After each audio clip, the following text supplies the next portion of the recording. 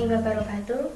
Saya Fitria Liti Isnaini, NIM 230101801056, jurusan Pendidikan Agama Islam, kelas E. Di sini saya akan menyampaikan mengenai konsep dasar dari pendidikan multikultural. Yang pertama yaitu pengertian dari pendidikan multikultural.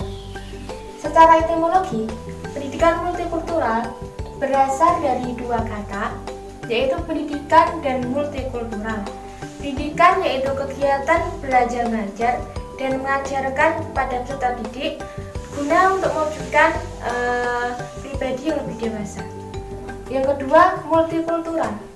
Multikultural berasal dari dua kata, yaitu multi dan kultural. Multi artinya beragam atau banyak, dan kultural artinya budaya. Jadi, multikultural adalah keberagaman budaya. Selanjutnya, secara terminologi, yaitu pendidikan keberagaman budaya atau sebuah pendidikan untuk membina sikap siswa agar menghormati dan merayakan keberagaman budaya. Nah, dan menurut para ahli, salah satunya yaitu ahli Maksum.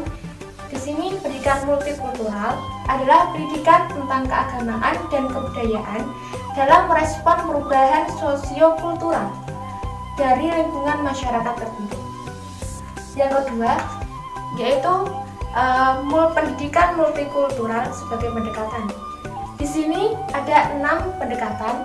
Yang pertama ada pendekatan historis, yang kedua ada pendekatan sosiologis, yang ketiga ada pendekatan kultural, dan yang keempat ada pendekatan psikologis, yang kelima ada pendekatan estetik, dan yang keenam ada pendekatan perspektif gender.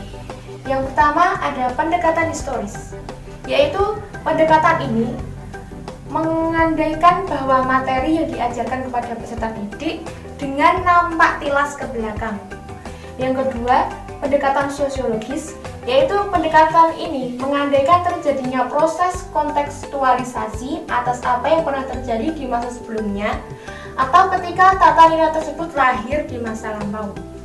Yang ketiga, ada pendekatan kultural, yaitu pendekatan ini menitik beratkan kepada otentisitas dan tradisi yang berkembang. Yang keempat, ada pendekatan psikologis, yaitu pendekatan ini berusaha memperhatikan situasi psikologis personal secara mandiri. Yang kelima, ada pendekatan estetik, yaitu pada dasarnya mengajarkan peserta didik untuk berlaku sopan dan santun, ramah, serta mencintai keindahan dan mengutamakan kedamaian.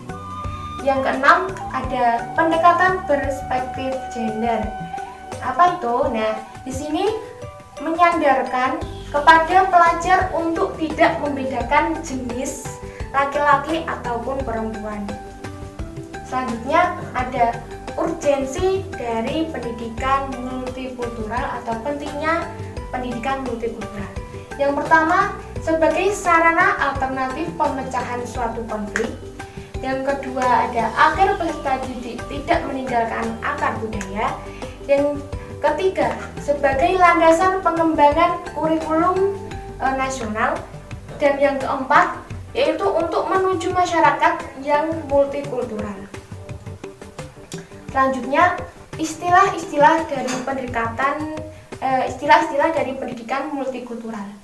Nah, di sini menurut Azra, pendidikan multikultural itu sebagai pengganti dari pendidikan interkultural, di mana yaitu menumbuhkan sikap peduli dan mau mengerti terhadap kebudayaan kelompok manusia, seperti contohnya toleransi, demokrasi, HAM, dan lain-lainnya.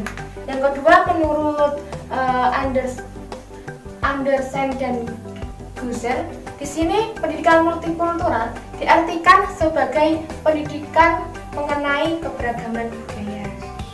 Nah, dari konsep pendidikan multikultural ini mungkin itu yang dapat saya sampaikan. Apabila ada tutur kata yang kurang berkenan, saya mohon maaf. Wabillahi taufiq wal hidayah.